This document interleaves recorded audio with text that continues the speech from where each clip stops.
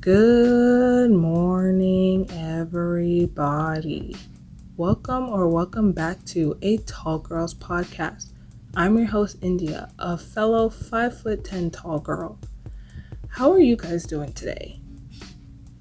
I'm sitting here acting like you guys are going to respond right away, but hopefully you guys are doing great. As for me, I'm fantastic. I've been having a great conversation recently with this girl from London who's 6 feet tall on Instagram over DMs. We've just been talking about tall girl problems, boys, and what it's like about to enter our 20s because we're both 19 years old. And it was so awesome. I love things like this. So don't be afraid to hit me up on the gram, guys, at a Tall Girls Podcast. I'll have it linked below. Just hit me up. Let me know how you guys are doing. If you want to talk about anything, stuff like that, I'll respond. But anyways, let me get back to the topic at hand, which you can probably see by the title, why I'm never going back to Coney Island. Well, Luna Park, to be exact, that portion. We'll go to the beach, but as for the amusement park, I have a few things that I would like to get off my chest. And since it's summer and people are going to be going to amusement parks, going on rides and stuff, I figured I would talk a little bit about this. I remember going to this amusement park, Luna Park, every summer since junior high school. This was the spot, okay? This is my spot, and I absolutely loved it. I'll go on bumper cars. If you know the names of the rides, I would go on Soaring Eagle, Electro Spin. And if you don't know the rides, you should probably look it up, but I was all up in there on all of them.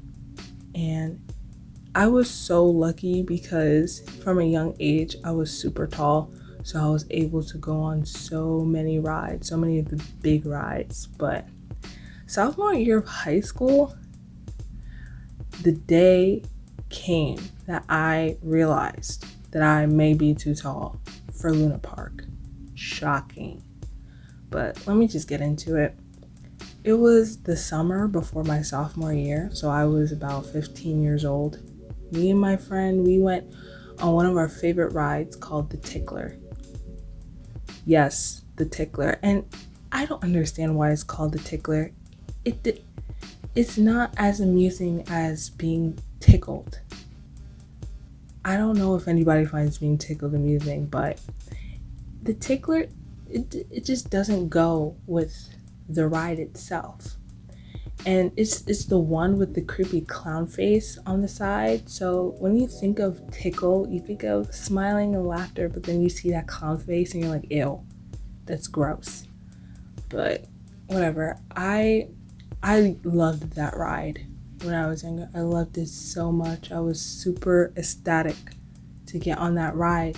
So me and my friends, we were waiting online for so long. It was like middle of the day, 1 o'clock p.m. And you know how those lines get super long the later it gets. So the line was literally wrapping around the roller coaster itself. It was that bad. But I didn't mind it at that time. I was like, I'm going on my favorite ride. I would definitely wait super long for that. But we were waiting for a very long time and we finally got to the front of the line. So we scanned our little wristband thingies and went over to one of the roller coaster cars. So we went to sit down, and red flag number one, the second I sat down, my knees touched the front of the car. There was no space. It touched the front of the car. No space, no gap between the knees and the front. Just the front of the car and then my knees right behind it. Unlike my friend who had plenty of space in between her knees and the front of the car. Mind you, she was like 5'4". She still is 5'4". But she had mad space and I didn't. And you know, I really should have taken that as a sign to maybe hop off. But nope, I decided to stay on. I was ready for that ride. But I just stayed in my seat, and the people that worked the ride, you know, the ones that come in and buckle you in, make sure you don't fly out, they were walking around, and the lady, she came over to put down the metal bar thing. You know, it's like kind of a seatbelt that keeps you from flying out the ride, as I mentioned before. She went to push it down, and mine wasn't going down at all. Like, it kept bouncing up. You know how they push it down and it keeps bouncing up, which indicates that it's not gonna stay down and it's not gonna lock us in. That honestly should have been red flag number 2. And it was weird because I tried my best to fit on that ride, knowing full well that I was too tall for it. So my legs were bent at a strange angle to where the metal bar could not stay down because my thighs were too high above a level I guess they would usually be at if you were short enough, I guess, to fit on the ride. And since they were at a weird angle, the metal bar was not going down. And let me tell you, she kept pushing and pushing and pushing it. And she looked like she was aggressively performing CPR. Like she was trying to resuscitate somebody the way she was pushing down on that metal bar. But she said, "Nah, I'm trying to get this thing down." And everyone was looking at me mad weird because I was taking so long to get quote unquote buckled in. But I still didn't care. I still stayed on. And after like 7 minutes of her constantly pushing and pushing and pushing down, she finally got it to stay. After several minutes, that was concerning. But I was ready. Very uncomfortable, but I was so ready. And I did not think about how dangerous. I don't want to say dangerous because it's a safe ride. It's Luna Park. They all do their jobs well. It's a safe ride, but if you're too big to get on the ride, just don't get on the ride. Speaking from experience, do not get on the ride if you are too big for the ride, period. But this ride let's just say it's very chaotic, because I'm just gonna walk you through it. So the ride starts and we're starting to make our little turns. You know, we start going on the uphill. I'm like, yeah, the uphill, let's go. I'm ready to go down, blah, blah, blah. But when you reach the top, you start making turns. Like you make a sharp left and a sharp right, and it keeps going back and forth like that before you go down. So I get to the top, and then it goes to make its first sharp left turn, and my elbow hits the side of the car. You want to know why? Because it spins.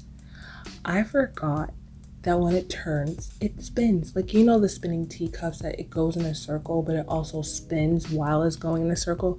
That's kind of what the ride The Tickler is.